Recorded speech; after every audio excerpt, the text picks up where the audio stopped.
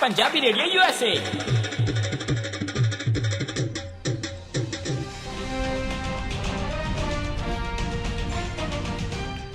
Punjabi radio USA ਸੁਣ ਰਹੇ ਸਾਰੇ ਹੀ ਮਾਣਯੋਗ ਅਤੇ ਸਤਿਕਾਰਤ ਸਰੋਤਿਆਂ ਨੂੰ ਬਹੁਤ ਹੀ ਪਿਆਰ ਸਤਿਕਾਰ ਸਾਹਿਬ ਦੋਨੋਂ ਅੱਜ ਜੋੜ ਕੇ ਨਿੱਕੀ ਜਿਹੀ ਸਤਿ ਸ੍ਰੀ ਅਕਾਲ ਸਭ ਨੂੰ ਜੀ ਆਇਆਂ ਨੂੰ ਆਖਦੇ ਹਾਂ। ਸੋ ਪ੍ਰੋਗਰਾਮ ਦੇ ਵਿੱਚ ਆਪ ਸਭ ਦਾ ਸਵਾਗਤ ਹੈ। ਪ੍ਰੋਗਰਾਮ ਲੈ ਕੇ ਹਾਜ਼ਰ ਹੋ ਚੁੱਕੇ ਹਾਂ ਖਬਰ ਤੇ ਨਜ਼ਰ। ਮੇਰੇ ਨਾਲ ਪ੍ਰੋਗਰਾਮ ਖਬਰ ਤੇ ਨਜ਼ਰ ਦੇ ਵਿੱਚ ਇਸ ਟਾਈਮ ਜੁੜ ਚੁੱਕੇ ਨੇ ਮਿੰਟੂ ਗੁਰੂਸਰੀਆ ਜੀ ਮਲੋਟ ਸਟੂਡੀਓਜ਼ ਤੋਂ। ਮਿੰਟੂ ਜੀ ਨਿੱਗੀ ਜੀ ਆਇਆਂ ਨੂੰ ਪਿਆਰ ਭਰੀ ਸਤਿ ਸ੍ਰੀ ਅਕਾਲ। ਸ਼ੁਕਰੀਆ ਜੀ ਸਾਰਿਆਂ ਨੂੰ ਸਤਿ ਸ਼੍ਰੀ ਅਕਾਲ। ਸਾਡੇ ਅੱਜ ਦੇ ਪ੍ਰੋਗਰਾਮ ਖਬਰ ਤੇ ਨਜ਼ਰ ਉਸ ਨੂੰ ਸਪਾਂਸਰ ਕਰਦੇ ਨੇ ਖਾਲਸਾ ਇੰਸ਼ੋਰੈਂਸ ਏਜੰਸੀ ਵਾਲੇ, ਜਿਨ੍ਹਾਂ ਦੇ ਕੋਲੋਂ ਤੁਸੀਂ ਹਰ ਇੱਕ ਤਰੀਕੇ ਦੀ ਇੰਸ਼ੋਰੈਂਸ ਕਰਵਾ ਸਕਦੇ ਹੋ। ਇੰਸ਼ੋਰੈਂਸ ਬਾਰੇ ਪਤਾ ਕਰਨ ਲਈ ਕਾਲ ਕਰੋ ਨੰਬਰ 408 272 2500 ਦੇ ਉੱਤੇ। ਇਸ ਦੇ ਨਾਲ Krishan Tanota Yuba City, Jaspal Singh Sacramento, GN tyre and lube ਵਾਲੇ, ਜਿਨ੍ਹਾਂ ਕੋਲ ਤੁਸੀਂ truck wash, oil change, air brake ਦਾ ਕੰਮ ਕਰਵਾ ਸਕਦੇ ਹੋ। ਨਵੇਂ ਪੁਰਾਣੇ ਟਾਇਰ ਵਾਜਿਬ ਕੀਮਤਾਂ 'ਤੇ ਖਰੀਦ ਸਕਦੇ ਹੋ। ਸੈਂਟਾਨੈਲਾ ਅਤੇ ਮੰਡੇਰਾ ਦੇ ਵਿੱਚ ਇਹਨਾਂ ਦੀਆਂ ਲੋਕੇਸ਼ਨ ਨੇ। ਹੋਰ ਜਾਣਕਾਰੀ ਲਈ ਕਾਲ ਨਿੰਮਾ ਸਹੋਤਾ 209 277 0113 ਦੇ ਉੱਤੇ। Chicago pizza with a twist ਵਾਲੇ, ਜਿਨ੍ਹਾਂ ਤੋਂ ਹਰ ਤਰ੍ਹਾਂ ਦਾ veg, non veg, Indian style pizza ਤੁਸੀਂ ਆਰਡਰ ਕਰ ਸਕਦੇ ਹੋ। ਪੀਜ਼ਾ ਆਰਡਰ ਕਰਨ ਦੇ ਲਈ ਇਹਨਾਂ ਦੀ ਵੈਬਸਾਈਟ ਵਿਜ਼ਿਟ ਕਰੋ www.chicagopizzatwist.com ਅਤੇ 15% ਡਿਸਕਾਊਂਟ ਦੇ ਲਈ ਕੂਪਨ ਕੋਡ 13131313 ਉਸ ਦਾ ਇਸਤੇਮਾਲ ਕਰ ਸਕਦੇ ਹੋ। ਅਤੇ ਨਾਲ ਹੀ ਵੈਸਟ ਕੋਸਟ ਟਰੱਕ ਸਕੂਲ ਫਰੈਜ਼ਨੋ ਵਾਲੇ, ਜਿਹੜੇ ਕਿ ਤੁਹਾਨੂੰ ਟਰੱਕ ਦਾ ਲਾਇਸੈਂਸ ਬਹੁਤ ਹੀ ਘੱਟ ਸਮੇਂ ਦੇ ਵਿੱਚ ਲੈ ਕੇ ਦਿੰਦੇ ਨੇ। ਬੜੇ ਵਧੀਆ ਤਰੀਕੇ ਦੇ ਨਾਲ ਟ੍ਰੇਨਿੰਗ ਦਿੰਦੇ ਨੇ। ਬੜੇ ਐਕਸਪੀਰੀਅੰਸਡ ਇਹਨਾਂ ਦੇ ਇੰਸਟਰਕਟਰ ਨੇ। ਅੱਜ ਹੀ ਲਾਇਸੈਂਸ ਜਿਹੜੇ ਕਮਰਸ਼ੀਅਲ ਲਾਇਸੈਂਸ ਲੈਣ ਦੇ ਲਈ ਕਾਲ ਕਰੋ ਅਜੀਤ ਅਟਵਾਲ 5593744541 ਜਾਂ ਫ੍ਰਾਂਸਿਸਕੋ ਰਵੇਰਾ 5598000590। ਇਹਨਾਂ ਸਾਰਿਆਂ ਦਾ ਅਸੀਂ ਬਹੁਤ ਬਹੁਤ ਧੰਨਵਾਦ ਕਰਦੇ ਹਾਂ। ਜੇਕਰ ਤੁਸੀਂ ਜਾਂ ਕੋਈ ਹੋਰ ਕਾਰੋਬਾਰ ਇਸ ਪ੍ਰੋਗਰਾਮ ਨੂੰ ਸਪਾਂਸਰ ਕਰਨਾ ਚਾਹੁੰਦੇ ਹੋ, ਸੰਪਰਕ ਕਰ ਸਕਦੇ ਹੋ ਨੰਬਰ 408 722 7698 ਦੇ ਉੱਤੇ।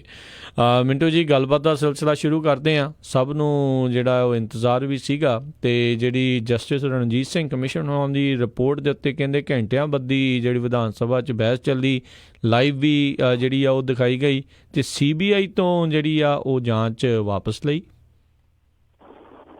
ਦੇਖੋ, ਕਈ ਪੱਖਾਂ ਤੋਂ ਅੱਜ ਦੀ ਜਿਹੜੀ ਚਰਚਾ ਸੀ ਉਹ ਇੱਕ ਵਿਲੱਖਣਤਾ ਰੱਖਦੀ ਸੀ, ਇੱਕ ਨਿਆਰਾਪਨ ਰੱਖਦੀ ਸੀ। ਇਸ ਕਰਕੇ ਕਿਉਂਕਿ ਇੰਨਾ ਚਿਰ ਲੰਮਾ ਕਿਸੇ ਚਰਚਾ ਦਾ ਚੱਲਣਾ ਔਰ ਲਾਈਵ ਹੋਣਾ ਪੰਜਾਬੀਆਂ ਲਈ ਬਹੁਤ ਨਵੇਕਲੀ ਗੱਲ ਸੀਗੀ। ਔਰ ਇਹ ਤੋਂ ਵੀ ਦੂਸਰੀ ਜਿਹੜੀ ਚੀਜ਼ ਦੇਖਣ ਨੂੰ ਮਿਲੀ ਉਹ ਹੈ ਕਿ ਨਵੇਂ ਬੁਲਾਰੇ, ਜਿਨ੍ਹਾਂ ਨੂੰ ਅਕਸਰ ਅਸੀਂ ਭਾਸ਼ਣ ਦਿੰਦੇ ਰੈਲੀਆਂ 'ਚ ਤਾਂ ਸੁਣਿਆ, ਜਾਂ ਨੁੱਕੜ ਭਾਸ਼ਣ ਜਿਹੜੇ ਹੁੰਦੇ ਆ ਗਲੀਆਂ ਮੁਹੱਲਿਆਂ ਦੇ, ਜਿਹੜੇ ਨੁੱਕੜਾਂ ਤੇ ਕੀਤੇ ਜਾਂਦੇ ਆ, ਉਹ ਤੇ ਸੁਣੇ ਸੀਗੇ। ਅਸੈਂਬਲੀ 'ਚ ਬੋਲਦੇ ਉਹ ਜਿਹੜੇ ਬੁਲਾਰੇ ਸੀਗੇ ਉਹ ਦੇਖੇ ਆ ਜੀ। ਕਈ ਪੱਖਾਂ ਤੋਂ ਨਵੇਕਲੀ ਸੀ। ਔਰ ਨਵੇਕਲੀ ਏਦਾਂ ਨਹੀਂ ਸੀਗੀ ਕਿ ਜੇ ਰਾਜਨੀਤੀ 'ਚ ਅੱਗੇ ਇਸ ਤਰ੍ਹਾਂ ਦਾ ਕੁਛ ਨਹੀਂ ਹੋਇਆ ਤੇ ਅੱਜ ਪਹਿਲੀ ਦਫਾ ਹੋਇਆ, ਕਿਉਂਕਿ ਆਪਾਂ ਪਹਿਲਾਂ ਹੀ ਕਿਆਸ ਰਾਈ ਲਾਈ ਸੀਗੀ ਕਿ ਅਕਾਲੀ ਉੱਥੋਂ ਬਾਈਕਾਟ ਕਰਕੇ, ਵਾਕਆਊਟ ਕਰਕੇ ਚਲੇ ਜਾਣ। ਤਾਂ ਉਹੀ ਹੋਇਆ ਕਿ ਅਕਾਲੀ ਅੱਜ ਤੜਕੇ ਇਸ ਵਕਤ ਸੋਚੇ ਮੂੰਹ ਹੀ ਉੱਥੋਂ ਕਰਤਾ ਹੈ, ਬਸ ਹਾਜ਼ਰੀ ਜੀ ਲਵਾ ਕੇ। ਜਦੋਂ ਇਹ ਰਿਪੋਰਟ ਜਿਹੜੀ ਆ ਉਹ ਜ਼ੇਰੇ ਚਰਚਾ ਹੋਣ ਲੱਗੀ, ਅਕਾਲੀਆਂ ਨੇ ਉੱਥੋਂ ਰੂਟ ਫੜ ਲਿਆ। ਅਕਾਲੀ ਆ ਜਿਹੜੇ ਉਹ ਪਤਲੀ ਗਲੀ ਤਾਣੀ ਮਟਰ ਪਨੀਰ ਛੱਡ ਕੇ ਨਿਕਲਣਾ। ਉਸ ਤੋਂ ਬਾਅਦ ਤੁਹਾਨੂੰ ਪਤਾ ਹੀ ਸੀ ਜੋ ਹੋਣਾ, ਕਿਉਂਕਿ ਮੈਦਾਨ ਖਾਲੀ ਸੀਗਾ, ਸਜੀ ਸਜਾਈ ਗੇਮ ਸੀਗੀ, ਸਭ ਕੁਛ ਜਿਹੜਾ ਠੀਕ ਠਾਕ ਸੀਗਾ। ਇੱਕ ਪਾਸੇ ਆਮ ਆਦਮੀ ਪਾਰਟੀ ਵਾਲੇ, ਦੂਸਰੇ ਪਾਸੇ ਕਾਂਗਰਸੀ, ਵਿਚਾਲੇ ਸ਼੍ਰੋਮਣੀ ਅਕਾਲੀ ਦਲ ਬਾਦਲ। ਤਾਂ ਫਿਰ ਜਿਹੜਾ ਵੀ ਆਉਂਦਾ ਸੀਗਾ ਬਸ ਉਹ ਦੇਖ ਲਓ ਕਿ ਮੰਦਿਰ ਦੇ ਘੰਟੇ ਵਾਲਾ ਹਿਸਾਬ ਸੀਗਾ ਕਿ ਜਿਹੜਾ ਆਇਆ ਖੜਕਾ ਕੇ ਚਲੇ ਗਿਆ। ਹਰੇਕ ਨੇ ਫਿਰ ਅਕਾਲੀ ਦਲ ਤੇ ਤਵਾ ਲਾਇਆ, ਔਰ ਖਾਸ ਤੌਰ ਤੇ ਬਾਦਲ ਪਰਿਵਾਰ ਦੀਆਂ ਧੱਜੀਆਂ ਹੁੰਦੀਆਂ। ਕਿਉਂਕਿ ਆਪਾਂ ਕੱਲ ਵਿਚਾਰਿਆ ਸੀਗਾ ਕਿ ਸੁਖਬੀਰ ਬਾਦਲ ਬਹੁਤ ਸ਼ਾਨਦਾਰ ਢੰਗ ਦੇ ਨਾਲ ਬਚਾਅ ਕਰਨ 'ਚ ਕਾਮਯਾਬ ਰਿਹਾ ਸੀਗਾ ਕੱਲ ਤੱਕ। ਉਹ ਕੱਲ ਤੱਕ ਦੀ ਗੱਲ ਸੀ, ਕਿਉਂਕਿ ਹਰੇਕ ਨਵਾਂ ਸੂਰਜ ਹੈ, ਤੁਹਾਨੂੰ ਪਤਾ ਜਿਹੜਾ ਉਹ ਇੱਕ ਹਰੇਕ ਮੁਕਾਮ ਲੈ ਕੇ ਆਉਂਦਾ, ਨਿੱਤ ਦਾ ਨਵਾਂ ਮੁਕਾਮ ਲੈ ਕੇ ਆਉਂਦਾ, ਜੋ ਸ਼ਾਮ ਤੱਕ ਤੁਹਾਨੂੰ ਮਿਲ ਜਾਣਾ ਹੁੰਦਾ। ਉਹ ਤੁਹਾਡੀਆਂ ਕੋਸ਼ਿਸ਼ਾਂ ਜਾਂ ਤੁਹਾਡੇ ਕਰਮਾਂ ਤੇ ਨਿਰਭਰ ਕਰਦਾ ਹੈ। ਤਾਂ ਜਿਹੜੇ ਭਾਸ਼ਣ ਹੋਏ ਆ, ਬਹੁਤ ਸਾਰੇ ਭਾਸ਼ਣ ਹੋਏ ਆ। ਵੈਸੇ ਮੈਂ ਤੇ ਅੱਜ ਗਿਆ ਸੀਗਾ ਕਿਸੇ ਰੁਝੇਵੇਂ 'ਚ, ਤੇ ਮੈਂ ਤਾਂ ਸਾਰੇ ਸੁਣ ਨਹੀਂ ਸਕਿਆ, ਪਰ ਜਿਹੜੇ ਮੁੱਖ ਭਾਸ਼ਣ ਹੋਏ ਆ ਉਹ ਹੈਗੇ ਆ ਸੁਖਜਿੰਦਰ ਰੰਧਾਵਾ, ਨਵਜੋਤ ਸਿੱਧੂ, ਸੁਖਪਾਲ ਖਹਿਰਾ, ਮਨਪ੍ਰੀਤ ਬਾਦਲ, ਬਲਜਿੰਦਰ ਕੌਰ, ਚਰਨਜੀਤ ਸਿੰਘ ਚੰਨੀ, ਕੰਵਰ ਸੰਧੂ, ਤ੍ਰਿਪਤ ਰਜਿੰਦਰ ਸਿੰਘ ਬਾਜਵਾ, ਫਿਰ ਚੀਮਾ ਸਾਹਿਬ, ਤੁਹਾਨੂੰ ਪਤਾ ਹੀ ਹੈ, ਉਹਨਾਂ ਨੂੰ ਅੱਧੇ ਦਿੱਲੀ ਵਾਲੇ ਵੀ ਕਹਿ ਦਿੰਦੇ ਆ, ਅੱਧੀਆਂ ਤੇਰੀ ਮਲੰਗ ਦਾਰਾ ਤੇ ਅੱਧੀਆਂ ਮਲੰਗ ਜੱਟ ਦੀ, ਉਹ ਇਸ ਤਰ੍ਹਾਂ ਕਹਿ ਦਿੰਦੇ ਨਾ ਪੰਜਾਬੀ 'ਚ। ਤਾਂ ਉਹ ਹਰਪਾਲ ਸਿੰਘ ਚੀਮਾ ਵਿਰੋਧੀ ਧਿਰ ਦੇ ਆਗੂ ਆ ਜਿਹੜੇ। ਫਿਰ ਅਖੀਰ ਦੇ ਵਿੱਚ ਕੈਪਟਨ ਅਮਰਿੰਦਰ ਸਿੰਘ ਬੋਲੇ ਆ। ਇਹਨਾਂ ਤੋਂ ਪਹਿਲਾਂ ਜਿਹੜੇ ਹਰਮਿੰਦਰ ਗਿੱਲ ਜੀ ਆ, ਕਾਂਗਰਸੀ ਵਿਧਾਇਕ ਆ, ਉਹਨਾਂ ਨੇ ਵੀ ਭਾਸ਼ਣ ਦਿੱਤਾ ਤੇ ਉਹਨਾਂ ਨੇ ਵੀ ਬੜੇ ਸੋਹਲੇ ਗਾਏ। ਕੈਪਟਨ ਅਮਰਿੰਦਰ ਸਿੰਘ ਦੇ ਪੁਰਖਿਆਂ ਦੀ ਸਲਾਹੁਤ ਕੀਤੀ ਕਿ ਇਹਨਾਂ ਨੇ ਸਾਹਿਬਜ਼ਾਦਿਆਂ ਦਾ ਜਿਹੜਾ ਆਖਰੀ ਵੇਲਾ ਸੀਗਾ ਜਦੋਂ ਸੰਸਾਰ ਤੋਂ ਚਲੇ ਗਏ, ਉਦੋਂ ਉਹਨਾਂ ਨੇ ਸਾਥ ਦਿੱਤਾ ਸੀਗਾ, ਜਿਨ੍ਹਾਂ ਦੇ ਨਾਮ ਤੇ ਸ਼ਹਿਰ ਵਸਿਆ ਰਾਮਪੁਰਾ ਫੂਲ। ਫਿਰ ਉੱਥੋਂ ਗਾਹ ਲੈ ਕੇ ਉਹਨਾਂ ਨੇ ਫੋਟੋਆਂ ਤੱਕ ਕੱਢ ਦਿੱਤੀਆਂ ਕਿ ਆਹ ਪ੍ਰਕਾਸ਼ ਸਿੰਘ ਬਾਦਲ ਇੱਥੇ ਬੈਠਾ, ਇੱਥੇ ਬੈਠਾ, ਇੱਥੋਂ ਤੱਕ ਕਿ ਆਸਾਰਾਮ ਦੇ ਨਾਲ ਦੀ ਉਹ ਫੋਟੋ ਕੱਢੀ ਬੈਠਾ ਸੀਗਾ, ਕਹਿੰਦਾ ਭੈੜੇ ਭੈੜੇ ਯਾਰ ਮੇਰੀ ਫੋਟੋ ਦੇ। ਸੋ ਹਰਮਿੰਦਰ ਸਿੰਘ ਗਿੱਲ ਨੇ ਕਾਫੀ ਸਖਤੀ ਦੇ ਨਾਲ, ਜਿੱਦਾਂ ਕਹੀਏ ਨਾ ਕਿ ਰਗੜੇ ਲਾਏ ਸਖਤੀ ਦੇ ਨਾਲ, ਬਹੁਤ ਬਹੁਤ ਗੱਲਾਂ ਕੱਢ ਕੱਢ ਕੇ ਲਿਆਂਦੀਆਂ। ਇੱਥੋਂ ਤੱਕ ਕਿਹਾ ਗਿਆਨੀ ਗੁਰਬਚਨ ਸਿੰਘ ਕਦੇ ਮੁਕਤਸਰ ਗੁਰਦੁਆਰੇ ਦੇ ਮੋਹਰੇ ਬੱਚਾ ਲੈ ਕੇ ਖੜਿਆ ਕਰਦਾ ਸੀਗਾ। ਮੁੰਡਾ ਇਹਦਾ ਜਿਹੜਾ ਉਹ ਧਾਰਮਿਕ ਵਸਤੂਆਂ ਵੇਚਿਆ ਕਰਦਾ ਸੀਗਾ, ਤੇ ਅੱਜ ਇਹਨਾਂ ਦੇ ਕੋਲ ਇਹ ਜਾਇਦਾਦ ਕਿੱਥੋਂ ਆ ਗਈ, ਇਹ ਦੱਸਣ ਕਿ 3 ਸਟਾਰ ਹੋਟਲ ਹੈ, ਇੰਨੀ ਪ੍ਰਾਪਰਟੀ ਕਿਵੇਂ ਬਣ ਗਈ। ਸੋ ਹਰਮਿੰਦਰ ਸਿੰਘ ਗਿੱਲ ਜਿਹੜੇ ਆ ਉਹ ਕਾਫੀ ਰਗੜੇ ਲਾ ਕੇ ਗਏ 15-20 ਮਿੰਟ। ਉਸ ਤੋਂ ਬਾਅਦ ਵਾਰੀ ਆਈ ਸੁਖਜਿੰਦਰ ਰੰਧਾਵਾ ਦੀ, ਜਿਹਨੂੰ ਸੁਖੀ ਰੰਧਾਵਾ ਕਹਿ ਦਿੰਦੇ ਆ। ਉਹਦੇ ਤੁਹਾਨੂੰ ਪਤਾ ਪਹਿਲਾਂ ਹੀ ਉਬਲਿਆ ਪਿਆ ਸੀਗਾ, ਕਿਉਂਕਿ ਅਕਾਲ ਤਖਤ ਤੇ ਹੋ ਸਕਦਾ ਉਹਦੀ ਤਲਬੀ ਹੋ ਜਾਵੇ। ਉਹ ਇਸ ਕਰਕੇ ਪਹਿਲਾਂ ਹੀ ਰਿੱਝਿਆ ਬੈਠਾ ਸੀਗਾ। ਅੱਜ ਉਹਨੂੰ ਮੌਕਾ ਮਿਲਿਆ, ਉਹਨੇ ਫਿਰ ਪੂਰਾ ਜਚਾ ਕੇ ਚੌਕਾ ਲਾਇਆ। ਔਰ ਸਭ ਤੋਂ ਵੱਡੀ ਗੱਲ ਇਹ ਆ ਕਿ ਉਹਨਾਂ ਨੇ ਪ੍ਰਕਾਸ਼ ਸਿੰਘ ਬਾਦਲ ਦੇ ਪੁਰਖਿਆਂ ਦਾ ਪਿਛੋਕੜ ਜਿਹੜਾ ਦੱਸਿਆ, ਉਹ ਸਭ ਨੂੰ ਹੈਰਾਨ ਕਰ ਗਿਆ। ਪਰ ਹੈਰਾਨਗੀ ਦੀ ਗੱਲ ਹੈ ਕਿ ਬਹੁਤੇ ਲੋਕਾਂ ਦੀ ਤਵੱਜੋ ਨਹੀਂ ਉਧਰ ਗਈ, ਕਿਉਂਕਿ ਉਹ ਗੱਲ ਜਿਹੜੀ ਸੀਗੀ ਉਹ ਇੱਕ ਤੇ ਤੁਹਾਨੂੰ ਪਤਾ ਇਸ ਤਰ੍ਹਾਂ ਦੀ ਜਦੋਂ ਚਰਚਾ ਚੱਲਦੀ ਹੈ ਸ਼ੋਰ ਸ਼ਰਾਬਾ ਬਹੁਤ ਹੁੰਦਾ। ਦੂਸਰੀ ਉਹ ਗੱਲ ਥੋੜੀ ਜਿਹੀ ਡੂੰਘੀ ਸੀਗੀ। ਉਹ ਜਿਹੜੀ ਉਹਨਾਂ ਨੇ ਗੱਲ ਕੀਤੀ, ਉਹ ਕਹਿੰਦੇ ਕਿ ਅਸਲ ਦੇ ਵਿੱਚ ਇਹ ਜਿਹੜੇ ਬਾਦਲ ਦੇ ਵਿੱਚ ਆ ਕੇ ਵਸੇ ਆ ਸਰਦਾਰ, ਜਿਹੜੇ ਆਪਣੇ ਆਪ ਨੂੰ ਅੱਜ ਕਹਿੰਦੇ ਆ, ਇਹ ਮੂਸੇ ਪਿੰਡ ਤੋਂ ਭੱਜੇ। ਹੁਣ ਸਿੱਧੂ ਮੂਸੇ ਵਾਲੇ ਦਾ ਪਿੰਡ ਨਹੀਂ, ਸ਼ਾਇਦ ਕੋਈ ਉਧਰ ਪਿੰਡ ਸੀਗਾ ਮਾਝੇ ਵਾਲੇ ਪਾਸੇ ਜੀ। ਇਹ ਕਹਿੰਦੇ ਕਿ ਉੱਥੇ ਮੂਸੇ ਪਿੰਡ ਤੋਂ ਭੱਜੇ ਸੀ। ਅਸਲ ਦੇ ਵਿੱਚ ਭੰਗੀ ਮਿਸਲ ਸੀਗੀ ਪੰਜਵੜ। ਫਿਰ ਜਦੋਂ ਮਹਾਰਾਜਾ ਰਣਜੀਤ ਸਿੰਘ ਨੇ ਇਹਨਾਂ ਨਾਲ ਲੜਾਈ ਕੀਤੀ ਤੇ ਤੋਪ ਵੀ ਇਹਨਾਂ ਦੀ ਖੋਹ ਕੇ ਲੈ ਗਿਆ। ਫਿਰ ਡਰਦੇ ਮਾਰੇ ਰਾਤੋਂ ਰਾਤ ਉੱਥੋਂ ਦੌੜ ਕੇ ਸਤਲੁਜ ਟੱਪ ਕੇ ਦੋਦੇ ਆ ਗਏ। ਦੋਦੇ ਤੋਂ ਆ ਕੇ ਕਾਲ ਝਰਾਣੀ ਬੈਠੇ, ਤੇ ਕਾਲ ਝਰਾਣੀ ਤੋਂ ਬਾਅਦ ਅਗਲਾ ਪੜਾਅ ਜਿਹੜਾ ਸੀ ਇਹਨਾਂ ਦਾ ਉਹ ਸੀ ਬਾਦਲ। ਮਤਲਬ ਕਿ ਇਹ ਉੱਥੋਂ ਮੂਸੇ ਪਿੰਡ ਦੇ ਭਗੌੜੇ ਆ। ਫਿਰ ਦੂਸਰੀ ਚੀਜ਼ ਉਹਨੇ ਕਹੀ ਕਿ ਦੇਖੋ ਇਹ ਕਮਿਸ਼ਨ ਨੂੰ ਮੰਨਦੇ ਨਹੀਂ, ਇਹ ਪਤਾ ਨਹੀਂ ਹੁਣ ਰਾਮ ਰਹੀਮ ਦੇ ਕਮਿਸ਼ਨ ਨੂੰ ਮੰਨਣਗੇ। ਫਿਰ ਕਿਹਾ ਕਿ ਬਾਦਲ ਸਭ ਤੋਂ ਵੱਡਾ ਗਦਾਰ ਆ, ਪੰਥ ਤੇ ਗੁਰੂ ਦੀ ਬੇਅਦਬੀ ਕੀਤੀ ਇਹਨੇ।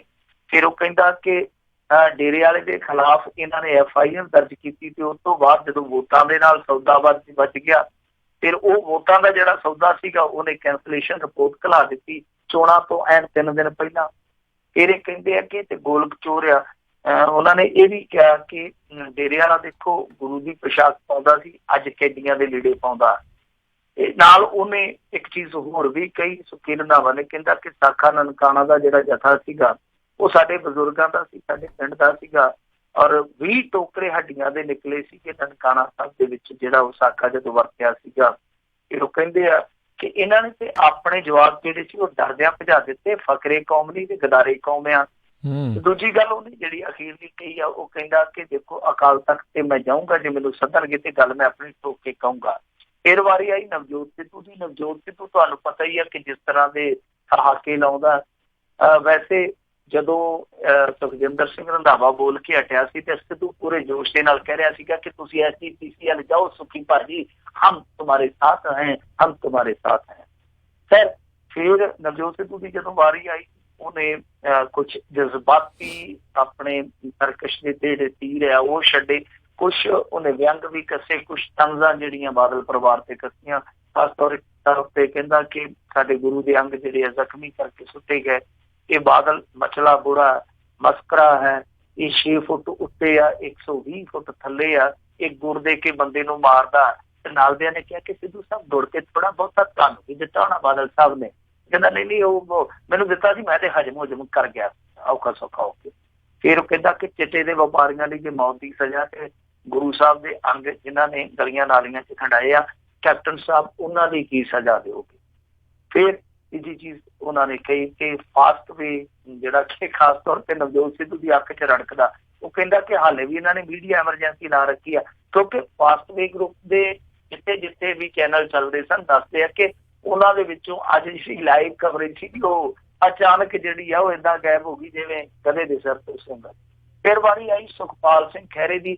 ਮੈਂ ਦੇਖਦਾ ਪਿਆ ਸੀਗਾ, ਮੈਂ ਜਿੱਥੇ ਵੀ ਸੀਗਾ ਉੱਥੇ ਟੈਲੀਵਿਜ਼ਨ ਤੇ ਹੈ ਨਹੀਂ ਸੀਗਾ, ਤੇ ਉਹ ਵਿੱਚੋਂ ਟੈਲੀਫੋਨ ਤੇ ਵੇਖਣ ਨੂੰ ਮੌਕਾ ਮਿਲ ਜਾਂਦਾ ਸੀਗਾ ਕਿਉਂਕਿ ਲਾਈਵ ਚੱਲੀ ਜਾਂਦੀ ਸੀਗੀ। ਤਾਂ ਥੱਲੇ ਕਮੈਂਟ ਸੀ ਜਿਹੜੇ ਬਹੁਤੇ ਮੁੰਡਿਆਂ ਦੇ ਸੀ, ਸਾਰੇ ਕਹਿੰਦੇ ਸੁਖਪਾਲ ਖਹਿਰੇ ਨੂੰ ਬੋਲਣ ਦਾ ਸਮਾਂ ਦਿਓ, ਬੋਲਣ ਦਾ ਸਮਾਂ ਦਿਓ। ਖਹਿਰੇ ਦੇ ਕੋਲ ਬਹੁਤ ਘੱਟ ਸਮਾਂ ਸੀ ਕਿਉਂਕਿ ਪਹਿਲਾਂ ਤੇ ਇਹਦੀ ਵਾਰੀ ਆਉਣੀ ਨਹੀਂ ਸੀਗੀ, ਪਰ ਜਦੋਂ ਅਕਾਲੀਆਂ ਨੇ ਬਾਈਕਾਟ ਕਰ ਦਿੱਤਾ ਤੇ ਅਕਾਲੀਆਂ ਨੂੰ ਭੰਡਣ ਦਾ ਹੀ ਕੰਮ ਆਮ ਆਦਮੀ ਪਾਰਟੀ ਦਾ ਰਹਿ ਗਿਆ, ਤੇ ਫਿਰ ਸਪੀਕਰ ਨੇ ਇਹਨਾਂ ਨੂੰ ਵੀ ਬੁਲਾ ਦਿੱਤਾ। ਸੁਖਪਾਲ ਖਹਿਰੇ ਨੇ ਮੇਰੇ ਖਿਆਲ ਦੇ ਨਾਲ ਅੰਦਾਜ਼ਨ ਆ ਕਿ 15 ਕੁ ਮਿੰਟ ਲਾਏ ਆ। ਸੁਖਪਾਲ ਖਹਿਰੇ ਨੇ ਕੁਛ ਗੱਲਾਂ ਜਿਹੜੀਆਂ ਉਹ ਵਾਹਵਾ ਪ੍ਰਭਾਵਸ਼ਾਲੀ ਕਹੀਆਂ।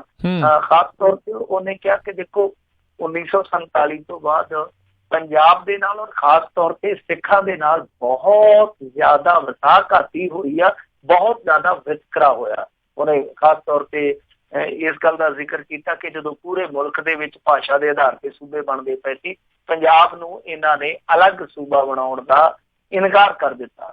ਫਿਰ ਉਹਨਾਂ ਨੇ ਦੱਸਿਆ ਕਿ 1966 ਦੇ ਵਿੱਚ ਕਿਸ ਤਰ੍ਹਾਂ ਇਹ ਸੂਬਾ ਜਿਹੜਾ ਛਾਂਗਿਆ ਗਿਆ ਇੱਕ ਸਾਜ਼ਿਸ਼ ਦੇ ਤਹਿਤ। ਫਿਰ ਅੱਗੇ ਕਤਲੇਆਮ ਦੀ ਗੱਲ ਕੀਤੀ, ਦਰਬਾਰ ਸਾਹਿਬ ਹਮਲੇ ਦੀ ਗੱਲ ਕੀਤੀ, ਯਾਨੀ ਕੁੱਲ ਮਿਲਾ ਕੇ ਉਹਨਾਂ ਨੇ ਸਾਰਾ ਵਿਤਕਰਾ ਜਿਹੜਾ ਉਹ ਦੱਸਿਆ ਕਿ 47 ਤੋਂ ਬਾਅਦ ਉਹਨਾਂ ਸਿੱਖਾਂ ਦੇ ਨਾਲ ਕਿਸ ਤਰ੍ਹਾਂ ਹੋਇਆ ਜਿਹੜੇ ਸਿੱਖਾਂ ਨੇ ਇਸ ਦੇਸ਼ ਦੀ ਆਜ਼ਾਦੀ ਵਾਸਤੇ 90% ਦੇ ਕਰੀਬ ਕੁਰਬਾਨੀਆਂ ਦਿੱਤੀਆਂ ਨੇ। ਫਿਰ ਦੂਜੀ ਗੱਲ ਉਹਨਾਂ ਨੇ ਕਹੀ ਕਿ ਗੋਲੀ ਜਿਹੜੀ ਨਿਕਲੀ ਸੀ ਕਿ ਇੱਕ ਇੰਜਰਡ ਬੰਦੇ ਦੇ ਸਰੀਰ ਦੇ ਵਿੱਚੋਂ, ਉਹ ਅਪੋਲੋ ਹਸਪਤਾਲ ਦੇ ਵਿੱਚ 8 ਮਹੀਨੇ ਪਈ ਰਹੀ ਆ, ਲੈ ਕੇ ਨਹੀਂ ਆਇਆ ਕੋਈ। ਫਿਰ ਉਹ ਗੋਲੀ ਹੈ ਜਿਹੜੀ ਕੁਛ ਸਮੇਂ ਲਈ ਥਾਣੇ 'ਚ ਵੀ ਪਈ ਰਹੀ ਹੈ।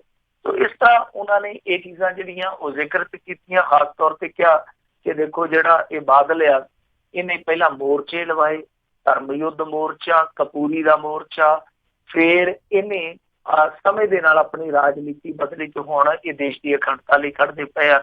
ਕਦੇ ਇਹ ਬੁੱਤਰਸ ਕਾਲੀ ਨੂੰ ਮੈਮੋਰੰਡਮ ਵੀ ਦੇਣ ਜਾਂਦੇ ਸਨ, ਫਿਰ ਕਦੇ ਖਾੜਕੂਆਂ ਦੇ ਭੋਗ ਤੇ ਵੀ ਜਾਂਦੇ ਸੀਗੇ। ਅੱਜ ਉਹਨਾਂ ਨੂੰ ਇਹ ਵੱਖ-ਵੱਖ ਵਿਸ਼ੇਸ਼ਣਾਂ ਦੇ ਨਾਲ ਸੰਬੋਧਨ ਕਰਦੇ ਆ। ਤੋ ਕਾਫੀ ਗੱਲਾਂ ਜਿਹੜੀਆਂ ਉਹ ਖਹਿਰੇ ਨੇ ਕਹੀਆਂ, ਪਰ ਉਹਦਾ ਕਿਉਂਕਿ ਸਮਾਂ ਬਹੁਤ ਥੋੜਾ ਸੀਗਾ, ਵੈਸੇ ਵੀ ਜਦੋਂ ਉਹ ਬੋਲਣ ਲੱਗਿਆ ਤੇ ਪਹਿਲਾਂ ਤੇ ਉਹਨੇ ਇਤਰਾਜ਼ ਕੀਤਾ, ਕਹਿੰਦਾ ਕਿ ਸਾਨੂੰ ਇਹਨਾਂ ਨੇ ਮੂੰਹ ਤੋਂ ਦਿਖਾਏ ਨਹੀਂ, ਟੈਲੀਵਿਜ਼ਨ ਚੈਨਲ ਵਾਲਿਆਂ ਨੇ ਸਾਡੇ ਪਿੱਠ ਦੇ ਪਿੱਛੇ ਕੈਮਰੇ ਲਾਏ ਆ। ਤੇ ਸਪੀਕਰ ਸਾਹਿਬ ਕਹਿੰਦੇ ਕੋਈ ਨਹੀਂ, ਬੋਲੋ ਖਹਿਰਾ ਸਾਹਿਬ, ਤੁਹਾਡਾ ਮੂੰਹ ਵੀ ਵਿਖਾ ਦਿਆਂਗੇ। ਫਿਰ ਉਹਨਾਂ ਨੇ ਸਮੇਂ ਤੋਂ ਰੌਲਾ ਪਾ ਲਿਆ। ਉਹ ਕਹਿੰਦੇ ਜੀ ਕਿ ਦੇਖੋ ਸਾਨੂੰ ਵੀ ਸਮਾਂ ਜਿਹੜਾ ਉਹ ਥੋੜਾ ਜਿਹਾ ਵਧਾ ਕੇ ਦਿਓ। ਪਰ ਜਦੋਂ ਉਹਨਾਂ ਨੂੰ ਸਮਾਂ ਮਿਲਿਆ, ਜਿੰਨਾ ਕੁ ਮਿਲਿਆ, ਥੋੜੀ ਜਿਹੀ ਜਦੋਂ ਗੱਲ ਕਾਂਗਰਸ ਸਾਈਡ ਨੂੰ ਗਈ, ਨਾਲ ਦੀ ਨਾਲ ਕਾਂਗਰਸੀ ਰੌਲਾ ਪਾਉਣ ਲੱਗ ਪਏ। ਸੁਖਪਾਲ ਖਹਿਰੇ ਦੀ ਤੁਹਾਨੂੰ ਪਤਾ ਕਿ ਇਹੋ ਹੀ ਕਮਜ਼ੋਰੀ ਆ ਕਿ ਉਹ ਬੋਲਣ ਭੱਜਦਾ ਨੀਗਾ, ਤੇ ਜਿਹੜੀ ਗੱਲ ਕਾਂਗਰਸੀਆਂ ਨੂੰ ਚੁੱਕੀ ਫਿਰ ਉੱਥੇ ਉਹ ਭੁਟੰਗੀ ਕਰਨ ਲੱਗ ਪੈਂਦੇ ਕਿ ਖੈਰ ਸੁਖਪਾਲ ਖਹਿਰੇ ਤੋਂ ਬਾਅਦ ਵਾਰੀ ਸੀ ਮਨਪ੍ਰੀਤ ਬਾਦਲ ਦੀ। ਮਨਪ੍ਰੀਤ ਬਾਦਲ ਮੈਂ ਕਹੂੰਗਾ ਕਿ ਬਹੁਤ ਸ਼ਾਨਦਾਰ ਭਾਸ਼ਣ ਕਰਕੇ ਗਿਆ, ਔਰ ਮਨਪ੍ਰੀਤ ਬਾਦਲ ਦਾ ਜਿਹੜਾ ਸੰਖੇਪ ਭਾਸ਼ਣ ਸੀਗਾ ਉਹ ਸ਼ੁਰੂ ਹੋਇਆ 1978 ਵਾਲਾ, ਜਿਹੜਾ ਉਹ ਨਿਰੰਕਾਰੀਆਂ ਦਾ ਸਮਾਗਮ ਸੀਗਾ, ਜਿਹਦੇ ਵਿੱਚ ਕਾਫੀ ਵੱਡੀ ਗਿਣਤੀ 'ਚ ਸ਼ਹੀਦ ਹੋਏ ਸਨ ਲੋਕ। ਤਾਂ ਉਸ ਸਮਾਗਮ ਤੋਂ ਉਹਨਾਂ ਨੇ ਸ਼ੁਰੂਆਤ ਕੀਤੀ ਔਰ ਉਹਦੇ ਬਹੁਤ ਡੂੰਘੇ ਅਰਥ ਭਾਵ ਸੀਗੇ। ਉਹ ਕਹਿੰਦਾ ਕਿ ਦੇਖੋ 1978 ਦੇ ਵਿੱਚ ਜਿਹੜਾ ਨਿਰੰਕਾਰੀਆਂ ਦਾ ਸਮਾਗਮ ਹੋਣ ਜਾ ਰਿਹਾ ਸੀਗਾ, ਉਹਦੇ ਵਿੱਚ ਇੰਟੈਲੀਜੈਂਸ ਦਾ ਜਿਹੜਾ IG ਸੀ, ਕਿਉਂਕਿ ਉਦੋਂ DGP ਨਹੀਂ ਸੀ ਹੁੰਦੇ, ਤਾਂ ਕਹਿੰਦਾ ਕਿ ਜਿਹੜਾ IG ਸੀਗਾ ਇੰਟੈਲੀਜੈਂਸ ਦਾ, ਉਹਨੇ ਪ੍ਰਕਾਸ਼ ਸਿੰਘ ਬਾਦਲ ਨੂੰ ਲਿਖਤੀ ਦਿੱਤਾ ਸੀਗਾ ਕਿ ਦੇਖੋ ਇੱਥੇ ਹਿੰਸਾ ਹੋਣ ਦਾ ਡਰ ਆ, ਬਹੁਤ ਵੱਡੇ ਪੱਧਰ ਤੇ ਕੋਈ ਘਟਨਾ ਜਿਹੜੀ ਆ ਉਹ ਨੁਕਸਾਨ ਕਰਵਾ ਸਕਦੀ, ਇਸ ਕਰਕੇ ਇਸ ਸਮਾਗਮ ਨੂੰ ਰੱਦ ਕਰਵਾ ਦਿੱਤਾ ਜਾਵੇ। ਤੇ ਕਹਿੰਦੇ ਕਿ ਇਹ ਅਕਾਲੀਆਂ ਨੇ ਜਾਣ ਬੁੱਝ ਕੇ ਸਮਾਗਮ ਕਰਵਾਇਆ ਸੀ, ਤੇ ਕਰਵਾਇਆ ਵੀ ਅੰਮ੍ਰਿਤਸਰ ਦੇ ਵਿੱਚ ਸੀਗਾ ਤਾਂ ਕਿ ਇੱਕ ਫਿਰਕੂ ਵੰਡ ਪੈ ਸਕੇ ਤੇ ਉਸ ਤੋਂ ਬਾਅਦ ਜਿਹੜਾ ਰਾਜ ਹੈ ਆਪਣਾ ਉਹ ਸਥਿਰ ਕਰ ਲਈਏ। ਦੇਖੋ ਇਹ ਬਹੁਤ ਵੱਡੀ ਗੱਲ ਕਹੀ ਆ ਮਨਪ੍ਰੀਤ ਬਾਦਲ ਨੇ। ਫਿਰ ਦੂਸਰੇ ਪਾਸੇ ਉਹ ਕਹਿੰਦੇ ਕਿ ਜਿਹੜੀਆਂ ਇਹ ਇੰਟੈਲੀਜੈਂਸ ਦੇ ਅਨੁਸਾਰ ਉਹ ਗੱਲ ਕਹਿ ਰਹੇ ਸੀਗੇ ਕਿ ਇਹ ਜਿਹੜੀਆਂ ਰਿਪੋਰਟਾਂ ਸਾਡੇ ਕੋਲ ਆਈਆਂ ਨੇ, ਚਾਹੇ ਉਹ ਕਮਿਸ਼ਨ ਦੀਆਂ ਹੋਣ ਚਾਹੇ ਦੂਸਰੀਆਂ ਹੋਣ, ਲਿਖਤੀ ਦਸਤਾਵੇਜ਼ੀ, ਤਾਂ ਇਹਨਾਂ ਦੇ ਵਿੱਚ ਵੀ ਲਿਖਿਆ ਗਿਆ ਕਿ ਇਹ ਬੇਅਦਬੀ ਦੀਆਂ ਘਟਨਾਵਾਂ ਜਿਹੜੀਆਂ ਵਾਪਰ ਸਕਦੀਆਂ, ਮਤਲਬ ਕਿ ਅਗਾਊਂ ਹੀ ਸੂਬੇ ਨੂੰ ਸੂਚਿਤ ਕਰ ਦਿੱਤਾ ਗਿਆ ਸੀਗਾ ਖੁਫੀਆ ਵਿਭਾਗਾਂ ਵੱਲੋਂ ਕਿ ਇਸ ਤਰ੍ਹਾਂ ਘਟਨਾਵਾਂ ਵਾਪਰ ਸਕਦੀਆਂ। ਪਰ ਉਹ ਕਹਿੰਦੇ ਆ ਕਿ ਸਭ ਕੁਛ ਹੈ ਜਿਹੜਾ ਜਾਣ ਬੁੱਝ ਕੇ ਹੋਣ ਦਿੱਤਾ ਗਿਆ। ਔਰ ਇਸ ਤੋਂ ਇਲਾਵਾ ਉਹਨਾਂ ਨੇ ਕਿਹਾ ਕਿ ਇੰਟੈਲੀਜੈਂਸ ਨੇ ਇਹ ਕਿਹਾ ਸੀਗਾ, ਹੇਠਲੀਆਂ ਰਿਪੋਰਟਾਂ ਨੇ ਕਿਹਾ ਸੀਗਾ ਕਿ ਸ਼ਾਂਤਮਈ ਢੰਗ ਦੇ ਨਾਲ ਧਰਨਾ ਚੱਲ ਰਿਹਾ, ਤਾਂ ਤੁਸੀਂ ਇਸ ਮਾਮਲੇ ਦੇ ਵਿੱਚ ਕੋਈ ਉਹੋ ਜਿਹਾ ਪੰਗਾ ਨਾ ਲਿਓ। ਇਹਨਾਂ ਨੇ ਪੰਗਾ ਲਿਆ ਸਿਰਫ ਤੇ ਸਿਰਫ ਜਾਣ ਬੁੱਝ। ਔਰ ਸਿੱਧੇ ਤੌਰ ਤੇ ਉਹਨਾਂ ਦਾ ਇਸ਼ਾਰਾ ਸੀਗਾ कि अकाली हमेशा जदों भी कोई इस तरह का मौका होंदा तां लोकां दे जज्बात पढ़ा के कतारबंदी भड़का के कतारबंदी कर फिर वारी सी बलजिंदर कौर जी की। बलजिंदर कौर का भी भाषण है जिहड़ा संखेप सी पर बहुत सरल ते बहुत शानदार सीगा। उन्होंने कहा कि ये अंदर झाती मार के कि ये अकाली है, जिहड़ा अकालियां दा प्रधान है सुखबीर सिंह बादल, इन्हें सिर्फ प्रधान बन ली अमृत छकिया, बस सिर्फ इको एक मोटिव सीगा अमृत छकण दा कि प्रधान नहीं लैनी है। फिर सुमैत सैनी का नाम लिया कि इन्हें बहुत निर्दोष मुंडे मारे हैं। इस सीधे तौर पर बीबा बलजिंदर कौर ने तार जोड़ी इस सारे प्रकरण की डेरे सरसे दे नाल। फिर वारी आई चरणजीत चन्नी की। चरणजीत चन्नी है जिहड़ा वो अज एक वखरा ही तेवर लैके मैदान च उतरिया सीगा।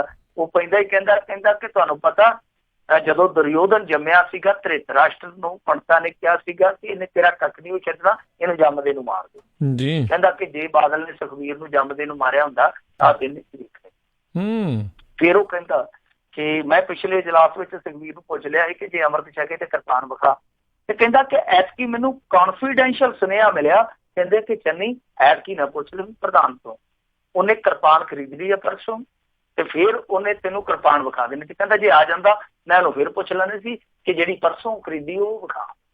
खैर फिर उन्हें अगे कहा कि 2007 दे विच सुखबीर ने ही सरसे वाले नूं पोशाक भेजी सी, फिर सिखां नूं सरसे वाले नाल लड़ा के अगली बार वोटां दा सौदा उहदे नाल ही मार लिया।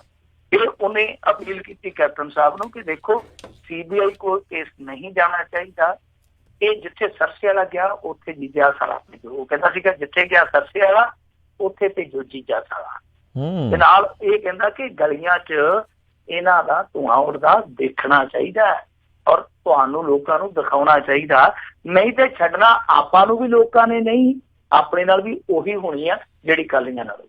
चन्नी ने सदन दे विच इह गल जिहड़ी आ कैप्टन अमरिंदर सिंह नूं कहती। ते जिहड़ा अज दा सब तो शानदार भाषण सीगा वो सीगा कंवर संधू दा, जिहदी वारी आई सीगी। कंवर संधू पत्रकार आ, उस बंदे ने 40 साल पत्रकारिता की खट्टी जिहड़ी कीती आ, मेरे ख्याल दे नाल वो सारी इस भाषण दे विच समेट दित्ती। और क्या गजब का भाषण सीगा, क्योंकि उन्होंने मैनूं इदां लगदा सीगा कि इस रिपोर्ट को बड़ी शिद्दत दे नाल पढ़िया, हो सकदा सारी रात उन्होंने ਇਹਦੇ ਤੇ ਵਰਕਆਊਟ ਕੀਤਾ ਹੋਵੇ। ਜਿਹੜੀ ਉਹਨਾਂ ਨੇ ਖੋਜ ਕਰਕੇ ਫਿਰ ਜੋ ਸੁਜੈਸ਼ਨ ਦਾ ਇੱਕ ਉਹਨਾਂ ਨੇ ਸਿਲਸਿਲਾ ਉੱਤੇ ਆਰੰਭਿਆ ਕਿ ਆਹ ਹੋਣਾ ਚਾਹੀਦਾ, ਸਾਡੀ ਡਿਮਾਂਡ ਆ, ਤਾਂ ਮੇਰੇ ਖਿਆਲ ਦੇ ਨਾਲ ਬਹੁਤ ਖੂਬਸੂਰਤ ਅੰਦਾਜ਼ ਸੀਗਾ। ਕੰਵਰ ਸੰਧੂ ਨੂੰ ਮੈਂ ਇਸ ਕਰਕੇ ਨਹੀਂ ਕਹਿ ਰਿਹਾ ਕਿ ਉਹ ਸੁਖਪਾਲ ਖਹਿਰੇ ਦੇ ਨਾਲ ਆ ਜਾਂ ਸਾਡੇ ਪੱਤਰਕਾਰ ਭਾਈਚਾਰੇ 'ਚ ਨਹੀਂ।